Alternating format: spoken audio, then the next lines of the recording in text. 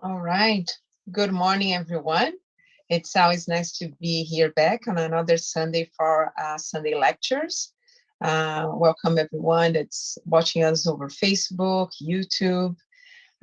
Today, we're going to have a lecture by our friend Marco talking about the law of labor.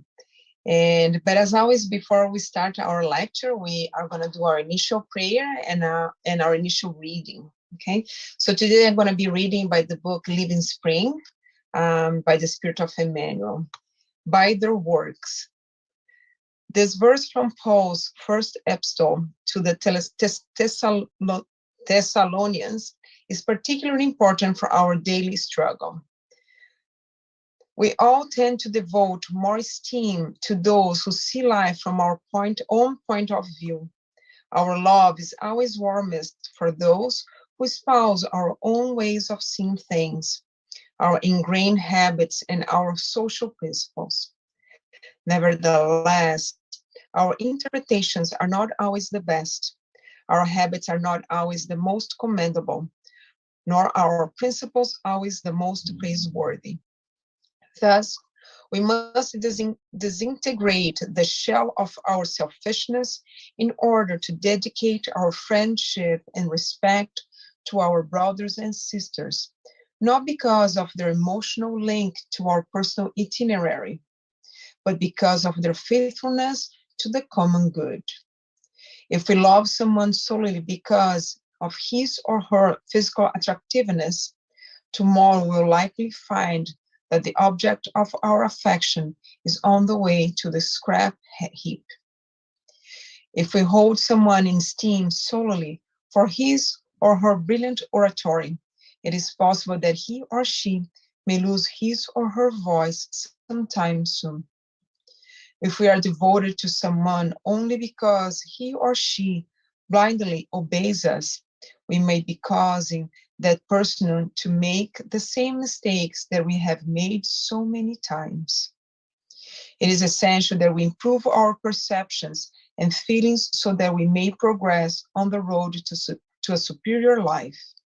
Above all, let us seek the company of others because of the works with which they benefit the space and time in which we live, since there will come a day when we understand that the best companion the, is seldom the one who agrees with us, but is always the one who agrees with the Lord and collaborates with Him to make life better inside and outside of us. So let us now all close our eyes, connect our hearts and our minds with God, our Creator, with the Jesus, our Master, with the benefactors from TSS that are always guiding us through our lectures on Sunday. May this light now shines all over TSS, reach each one of our homes and our families, but above all, it may reach Marco in this moment and enlighten him through this lecture so he can help us to understand a little bit more from the lessons of the gospel. May Jesus bless us and be with us, and so be it. All right, Marco, it's all yours now. Thank you, Teresa. Thank you for the introduction and the prayer. So today we're going to have a short conversation about the law of labor. And I think most importantly, what I want everyone to to think about is the role that we play in society, um, and how can we help each other through many different ways, right? Including but through our work, right? And we can start with for example, a passage that all of us probably know a little bit about. It's called "Seek and You Shall Find." It's in chapter 35 of the Gospel according to Spiritism, if you're following it. And the principle is that, as Kardec points to us, from the earthly point of view, it's like from our point of view, seek and you shall find is, similar to help yourself and heaven will help you.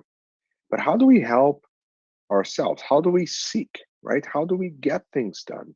And I think that is a question that, a lot of us have to think about every day. We just don't relate that to the gospel, right?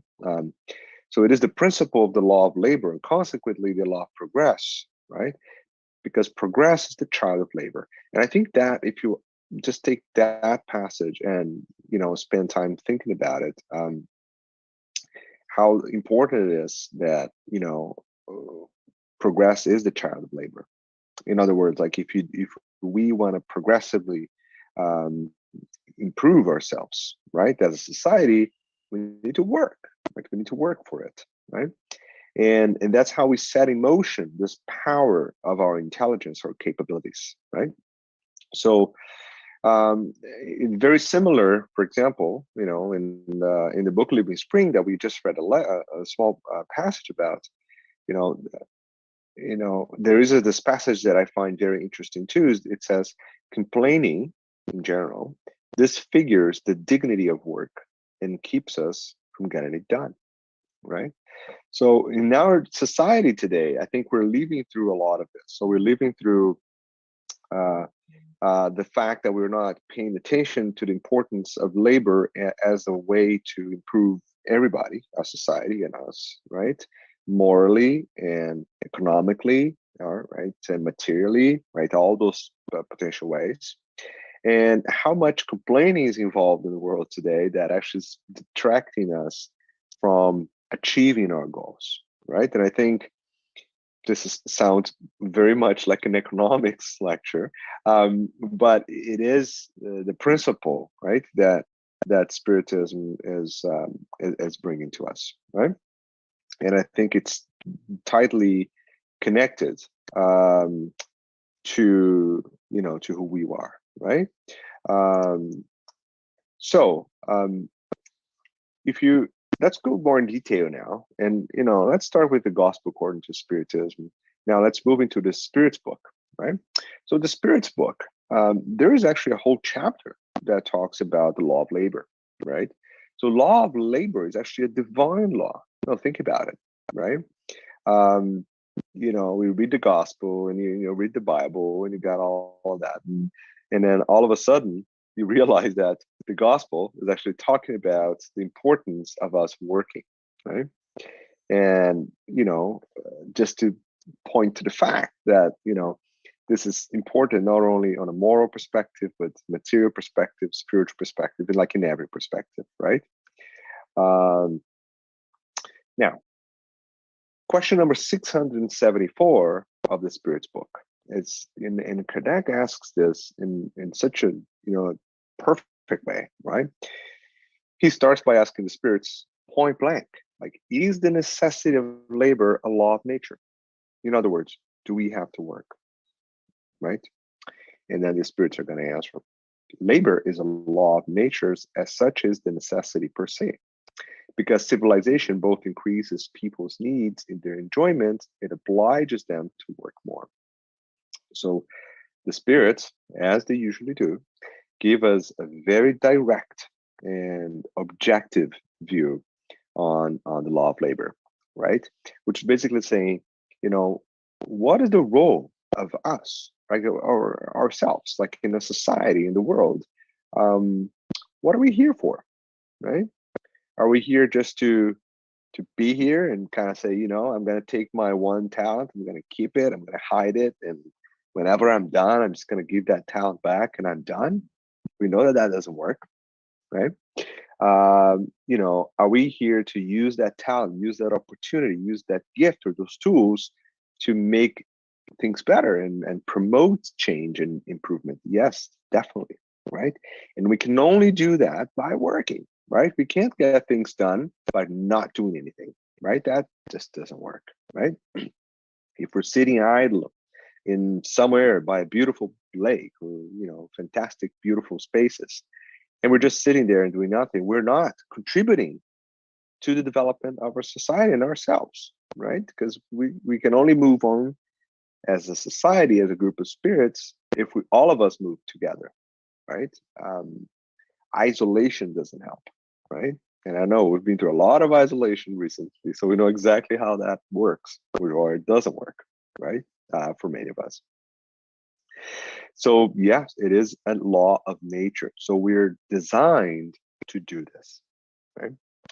And question 676. Why has labor been imposed on humankind? And that's an interesting question because, again, you can think about, the creation of the universe and how God engineered things, right? And you can argue that, well, we could have had everything from the get-go in our hands. We just, we need to evolve this or that. God would just make it happen, right? So we didn't have to work at all, like to get things done. So basically, why this, right? So the Kardec asks, and then the answer is, it is a consequence, the spirits are going to answer, of their corporeal nature. It's like a consequence of who we are, right? It is a mean of expiation, right? So in other words, sometimes we have to work to kind of cover up what we've just done, right? That's one way of seeing this.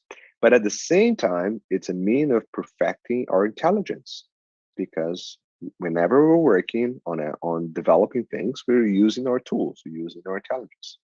Without labor, humans would remain in intellectual infancy, right? Thus, they must owe their food, safety, well-being to their own labor and activity. So God has granted more intelligence to certain persons in order to compensate for their physical weaknesses, but labor is involved nonetheless. So here you go. So the spirits are now telling us a lot of things that, we should definitely pay attention. So let's start like a line by line review of this, because this is quite important. So first of all, without labor, humans would remain in intellectual infancy. So what does that mean? So just think about this. Like if we're not working, right? Or if we're not creating, if we're not getting things done, so we're actually not using one of their most important gifts, which are intelligence. So every single major leap in the development of science and society, they started by challenges. So that's how science works. So basically, the first thing we do in science, as a scientist, so the first thing I do is identify a problem, right? So, what is the problem? What is the rationale, right? So, for example, this is a Canadian discovery, which is obviously saved the lives of so many people, and it is obviously Nobel laureates, right, and all that. So the discovery of insulin, right, which happened in the University of Toronto, not far from where I work. So Benton and Best, at the time when they were working on insulin, there was a clear clinical problem, right? So those individuals who have inability to control glucose in their body, they basically die, right? Because that is such a critical element in the development of our and function of our bodies, right? So that was the problem, right? So we need to create a solution, right? So you have to think of ways of compensating for those things. And obviously they've isolated insulin, and then they were able to purify it, and then they tested in humans, and voila. So that's how, they've used their tools, their intelligence, their capabilities to tackle a challenge. But some of us will say, okay, wait a minute, we're talking about one of the major discoveries of the last few hundred years. So that's not fair. Like, totally fine. It's not fair. If you think about, maybe I can't do this, fine. Let's not even think about that. Let's think about something very simple, right? Day-to-day basis.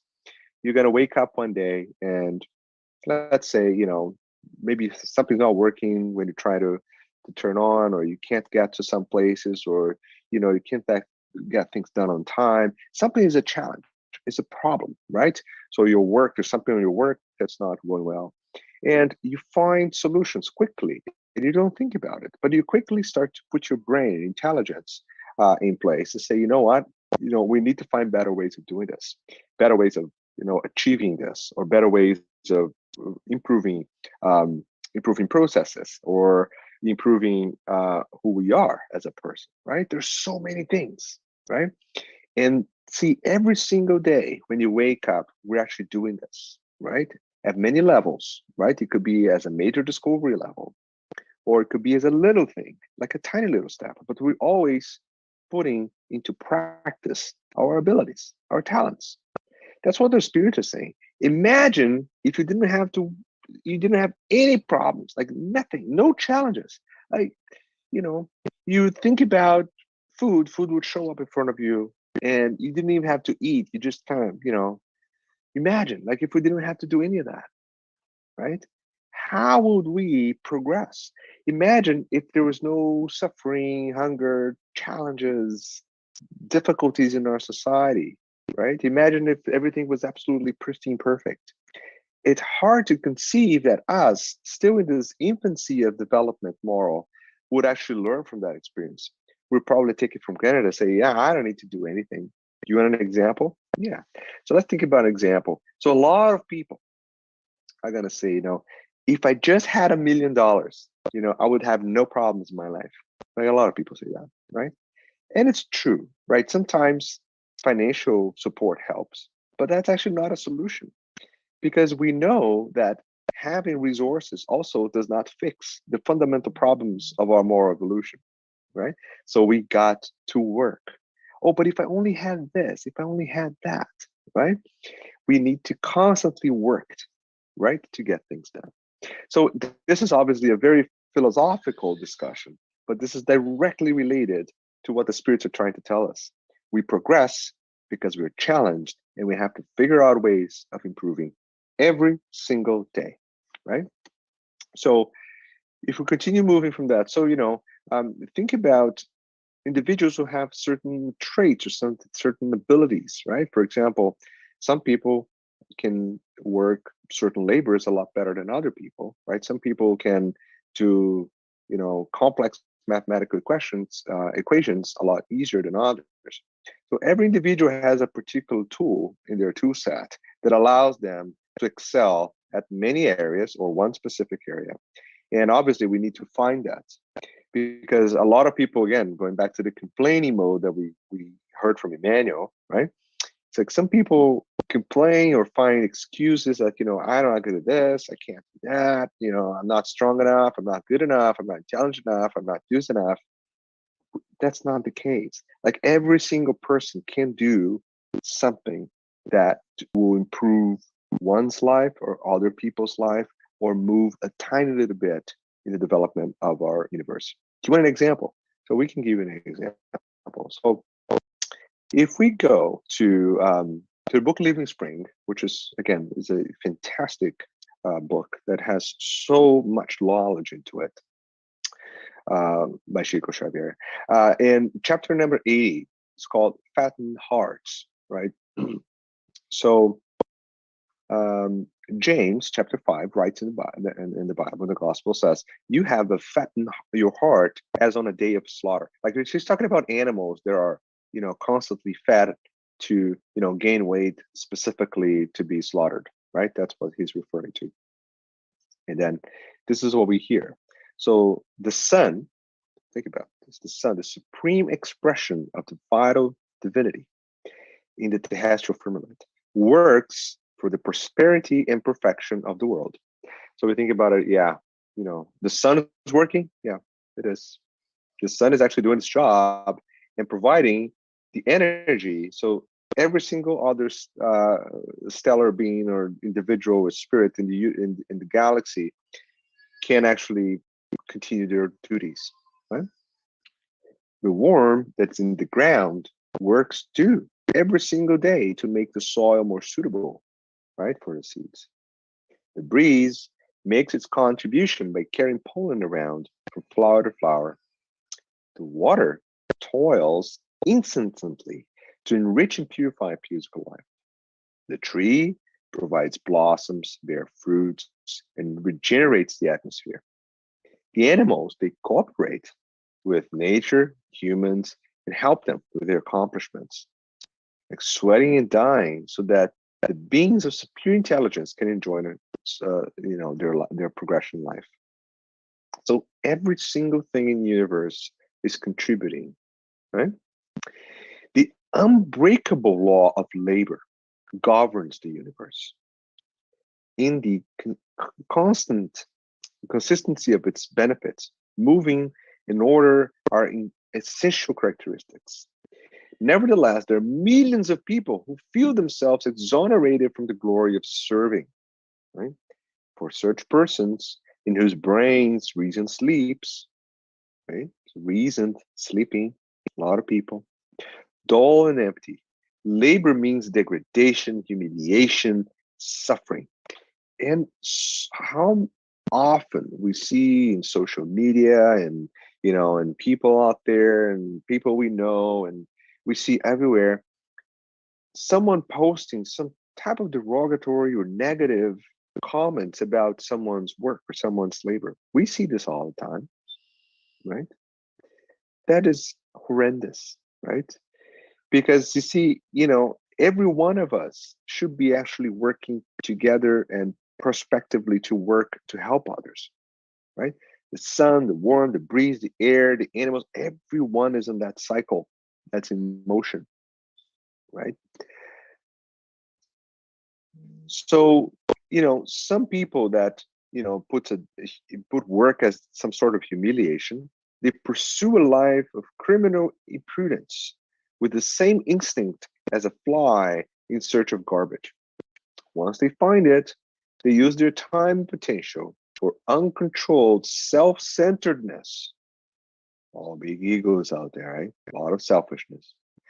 Like a well with stagnant water that is easily poisoned. In fact, according to the fortunate expression of the apostle, they are fattened hearts, right?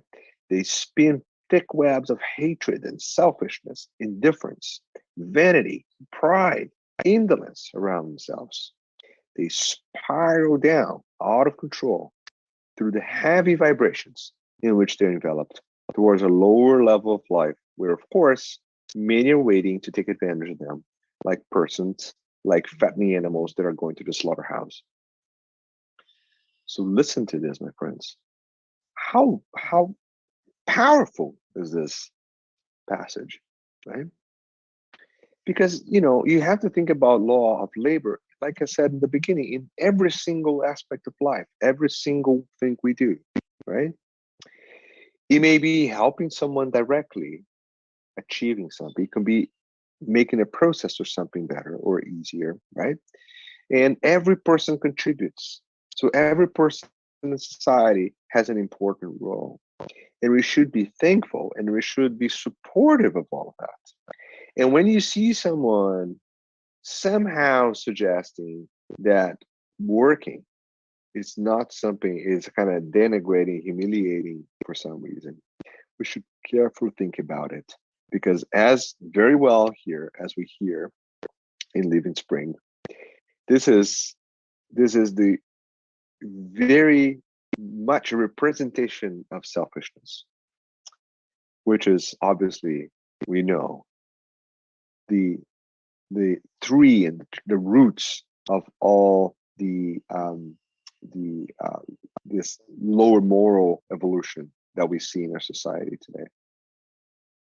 Be very careful, okay? Be proud of being working, of having an opportunity, no matter what it is, no matter what you do, right? And every single day, we should strive to work to improve things, right?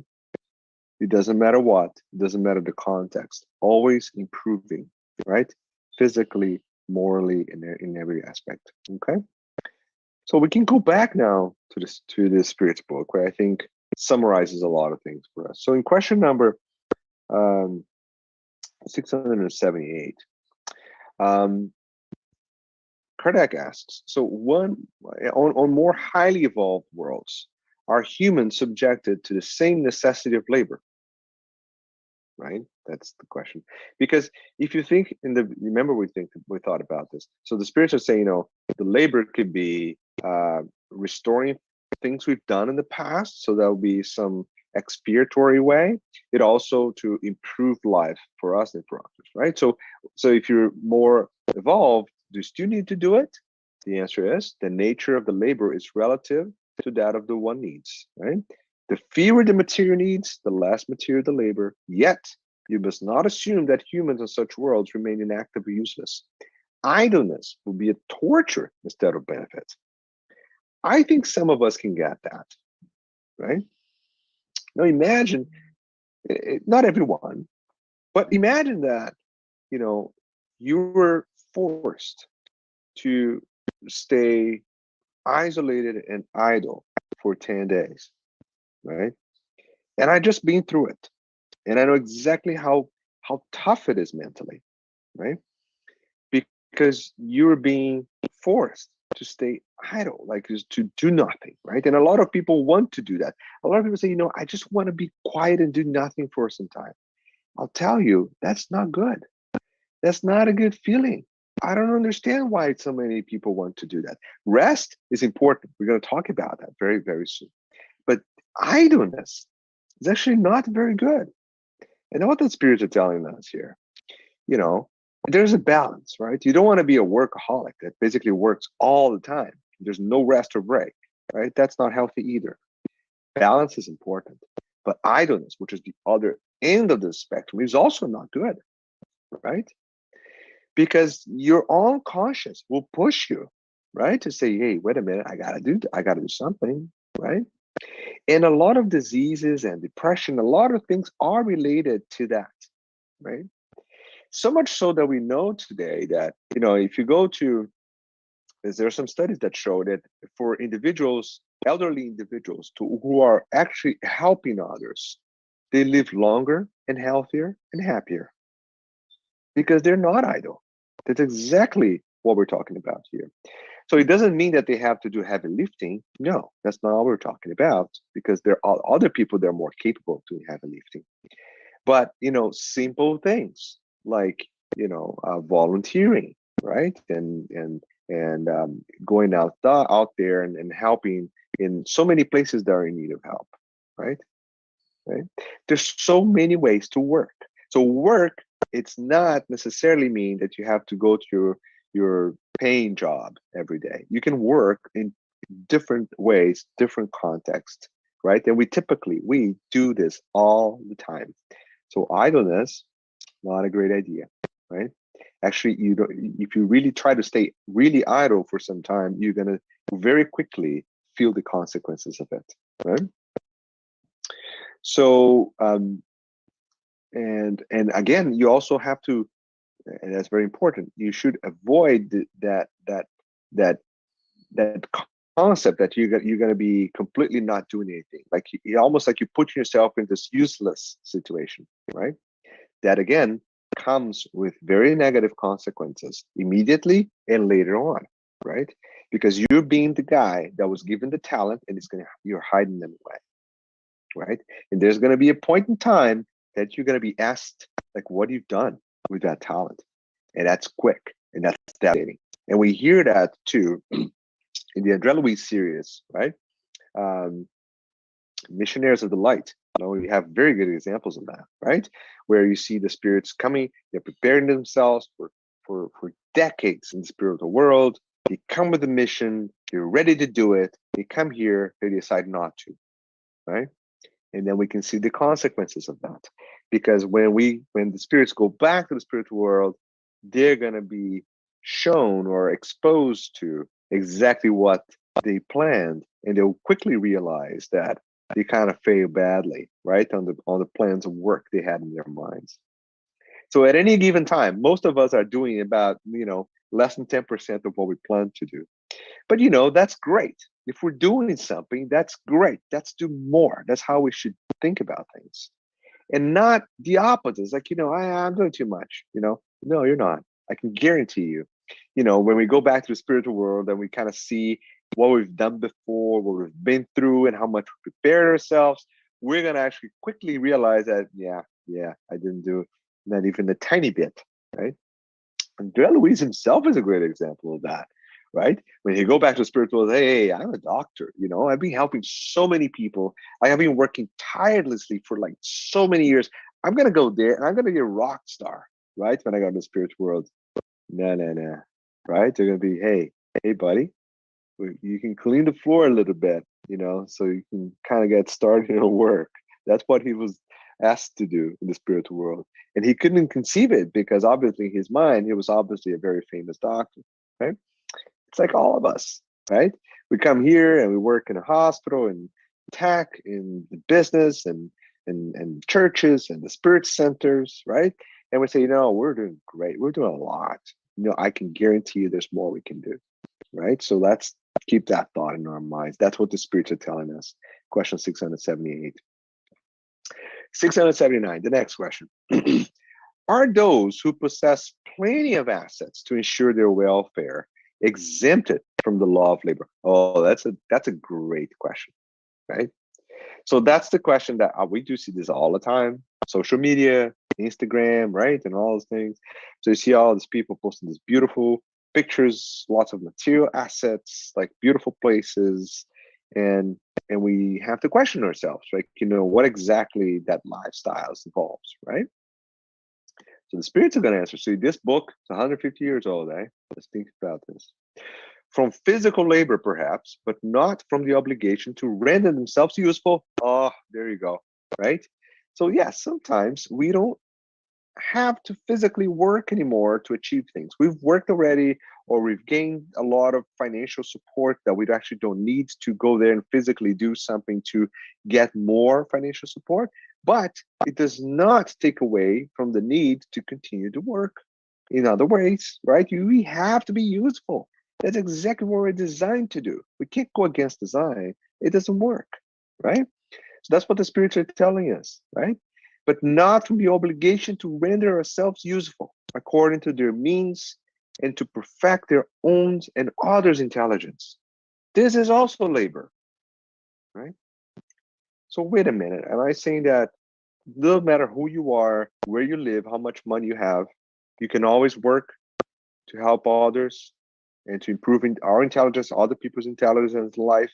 We can always do something. Yes, that's exactly what the spirits are doing. Common sense, right? But our society doesn't really take it, right? Because we still have this imagery that it is fantastic. People that actually don't do anything, like they're just having a great life, just using their material, gains, right? And they don't do anything. They just think about themselves, and they post pictures, and we find it amazing, right? You gotta be careful, It doesn't mean that you're rich, it's bad. No, that's what I'm saying. But what I'm saying is that there's a lot of responsibilities that come with material support. The more you have it, the more responsibilities you have, right? To ensure that you're gonna put it to good use, you're gonna support orders, you're gonna set the example. The bar is higher, like you gotta really reach to it now, right? So continue on the same question, right? So if those to whom God has granted enough assets to ensure their welfare are not obligated to eat their bread from the sweat of their brow, their obligation to be useful to their fellow creatures is all the greater. Aha, look at this. Yes, that's obviously the case. They don't need to work to put bread on their table anymore, maybe, right? They already have a lot of financial support. But it actually means that they have now to work harder on other things. For example, helping other people, right? That's exactly what we need to do. It is a portion they have received in advance, allowing them, more free time to do good, right? And this is what we hear all the time. Is like, oh, I don't have time. Like, I don't have time to, to volunteer. I don't have time to help. I don't have time, to go to the spirit center. I don't have time, to do anything, right? Yeah, there's always some time, right? Don't fall behind that curtain of excuses, right? Of like, sorry, I can't do it, can't do this, can't do that. Yeah, you can't do everything. Sometimes you have to focus on what you need to do and what you're really capable of making a difference, and put your energy in there. But saying no to all those things and just hiding behind it, the no time excuse, is not a good excuse, right? So we got, again, be careful and think about balance, right? Think about balance. So let's keep going. There's a lot of questions here in the Spirit's book. So question 680 is interesting because it talks about people that can't work. And yes, some people cannot physically do certain types of work, but it all means basically that we as a society need to support them. And that's our welfare system, right? That we have embedded in our society today. Does the law of nature impose, this is 681, does the law of nature impose upon children the obligation not to work for their parents? Oh, look at this. Certainly, the spirits are going to say. Just as parents must work for their children, that is why God has made filial love and parental love natural sentiments, to by such mutual love the members of the same family may be led to help each other. This is frequently not recognized in our society. That's very unfortunate, and that's very true, right? We as parents obviously have obligations when we have kids and we set families. We need to support our family. So that sometimes fails, right? And then the vice versa, like, kids and members of the family have to support their parents and their family members as much as possible, right? In their means and their capabilities. But very often what we're seeing is that elderlies are being completely abandoned, right? And that is reality, right? If we don't see that in our society, now we're in a problem, right? And that became very, very clear during the pandemic, particularly here in Canada, where you start to see a lot of retirement houses and living places that elderlies would retirees would be living, and how devastating was the pandemic in those cases, because of the lack of support, lack of enough people to do the work there, the policies and how it was managed was very poor, right? And just to show to our society, like a slap in our face, basically, that we are not doing a good job, right? Making sure that they're safe, right?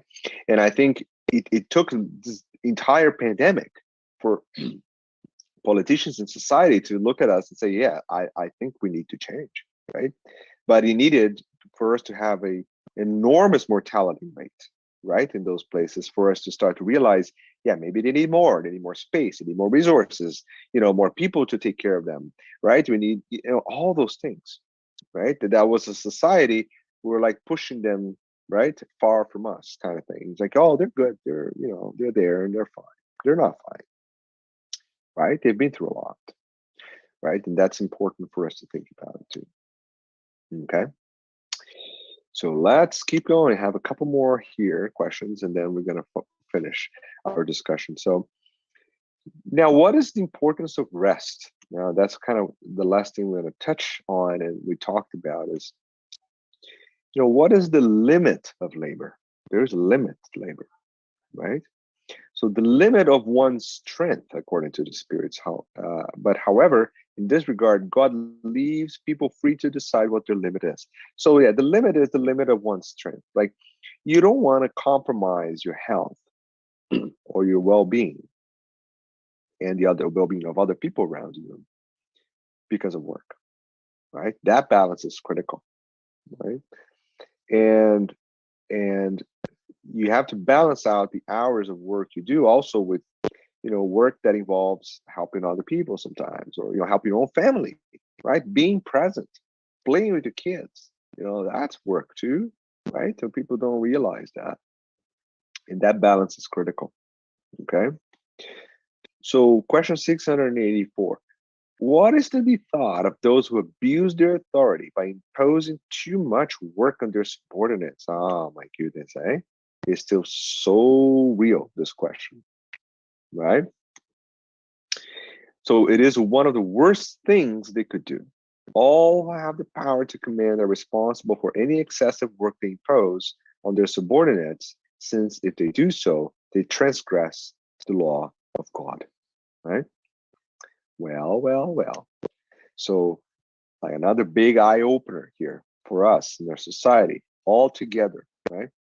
So if our entire economic system relies on people to excel and progress and to uh, uh, hit the marks and expected outcomes on a particular job, how much are we willing to put those individuals under pressure to achieve those goals?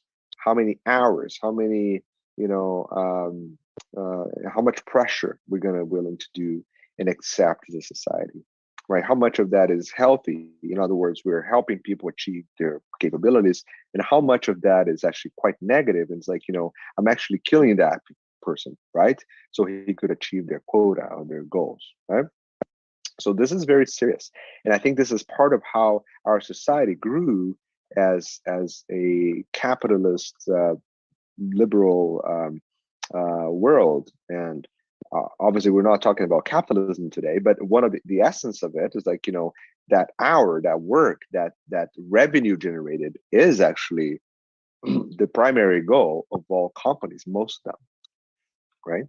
So if in a particular company we're supporting this environment of pressure to a point that you're breaking your subordinates, right? Working too much, unhealthy environment, right?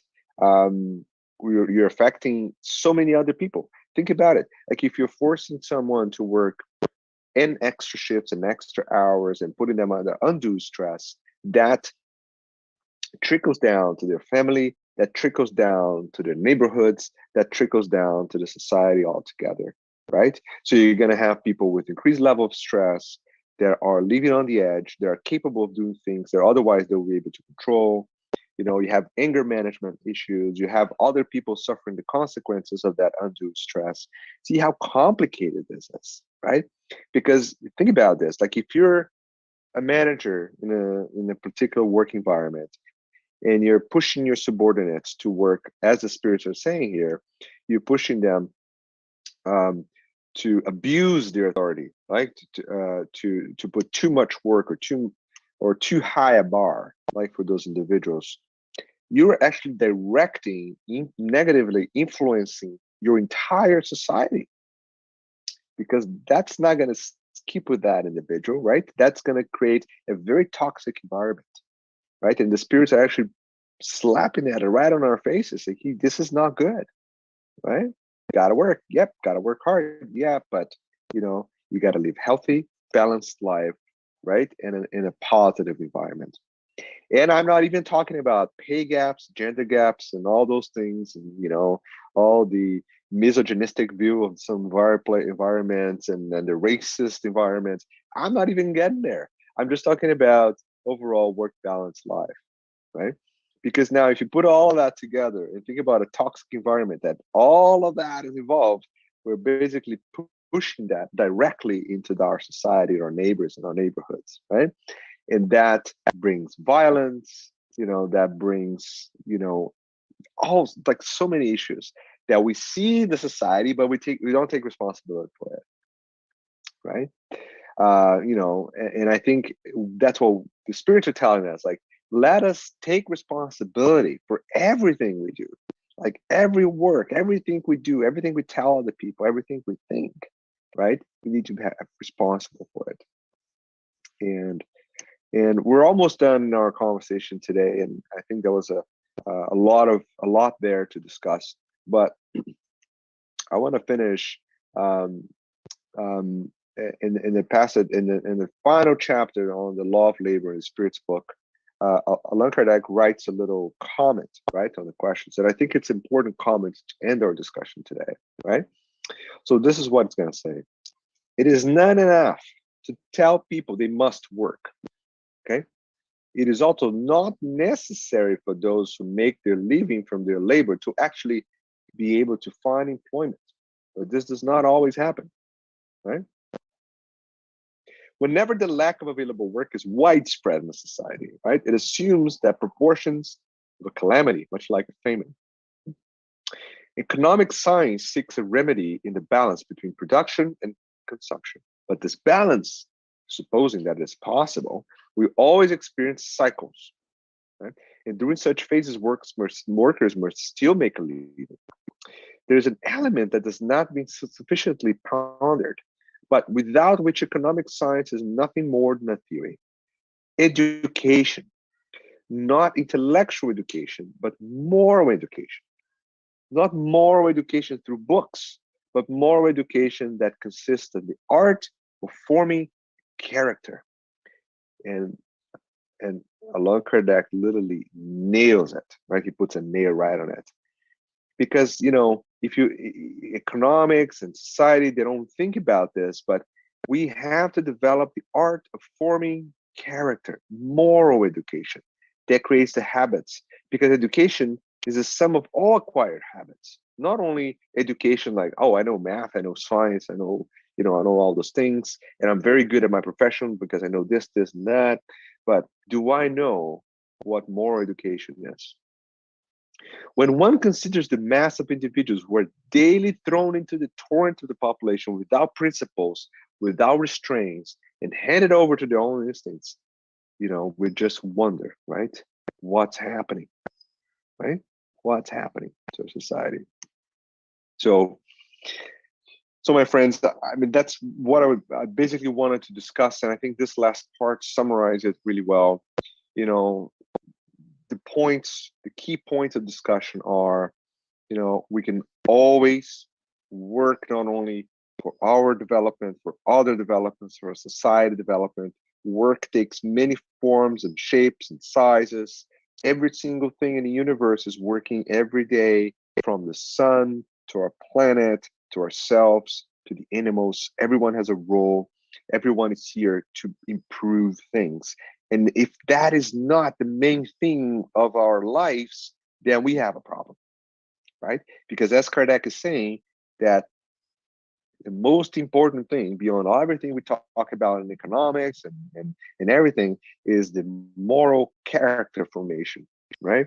We need to continue to strive to bring people that have very elevated moral principles, because in cases of, as the Spirit said, in cases of economic downturns and some calamities in society and lack of resources and all of that, it doesn't matter anymore, because if we have the moral principle evolved, we are going to help each other go through all the challenges, right?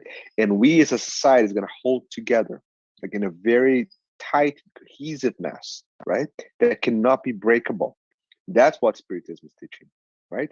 Instead of letting individuals with lack of moral development, right, go unchecked in the society, that will create chaos, right? Particularly moments where our instincts will try to take over, like survival instincts and other things, right? And that's when that balance is so important. And think about what we're going through: pandemic and war and political things. Like, you put all together in the little pan, right? You can see how much pressure you build in there, and how important it is to show our moral evolution in moments like this, and control ourselves, right? Working hard to help others and not contribute to chaos, right? And I think that's kind of the summary of that.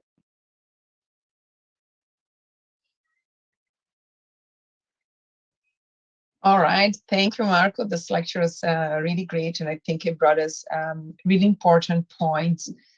First of all, that there's no little work, or there's no work that's not important, right? When you brought the passage from Living Spring that talks about the bee, like the worm, right?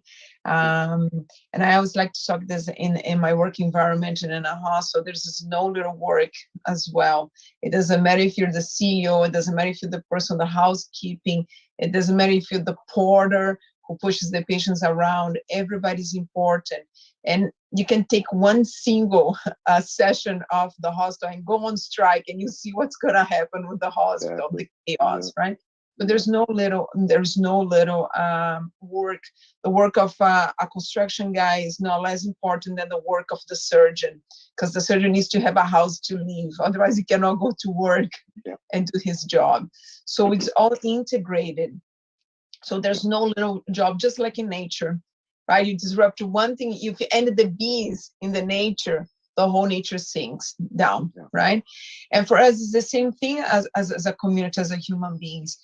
If a part of this community is sinking down, guess what? Over time, we're all going to sink down, right?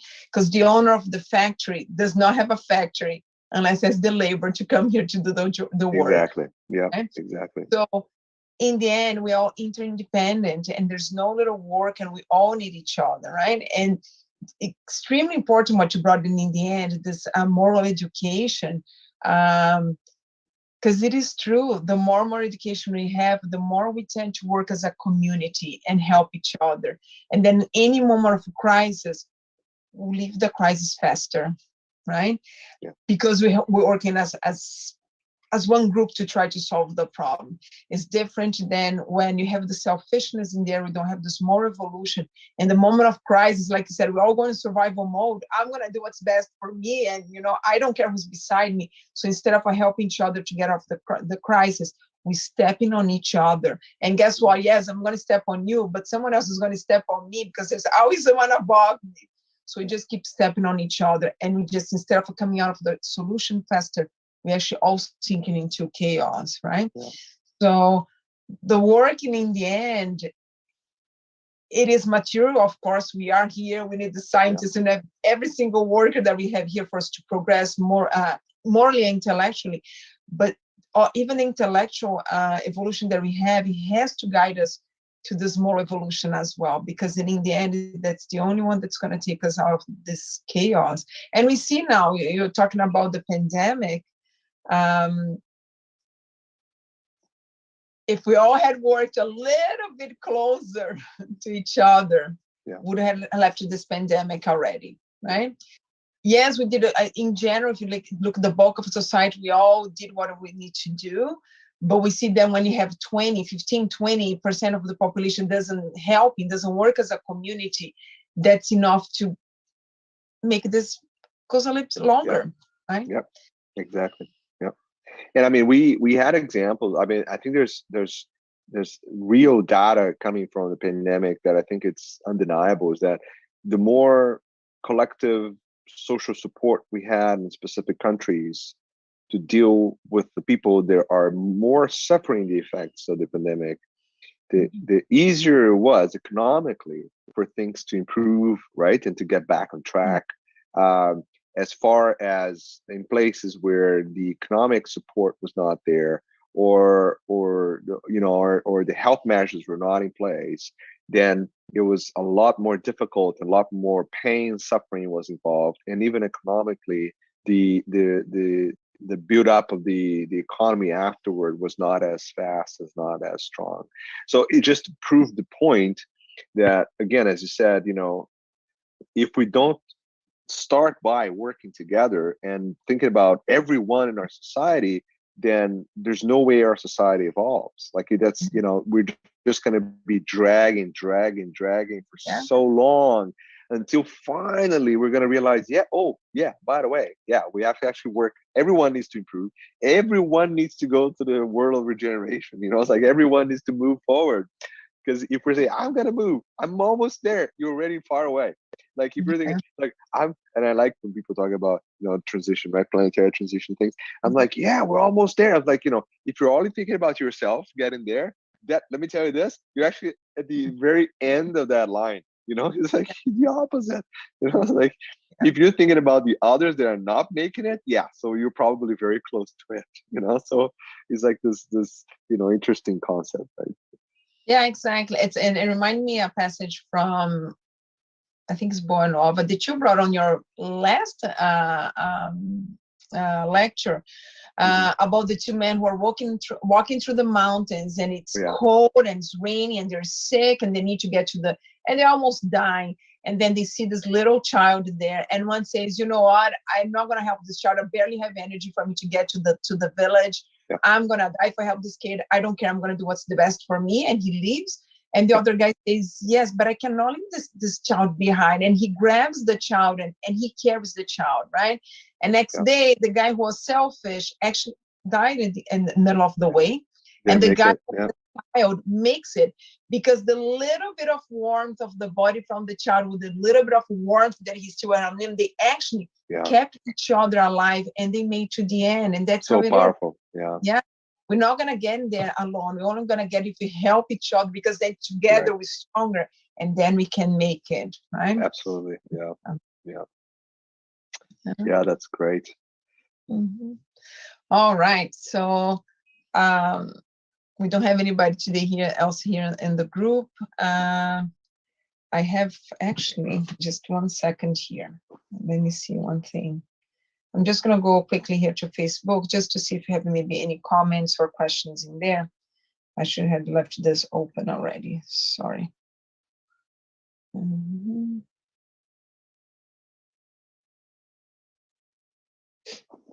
Just to see if you have maybe any comments or questions in there.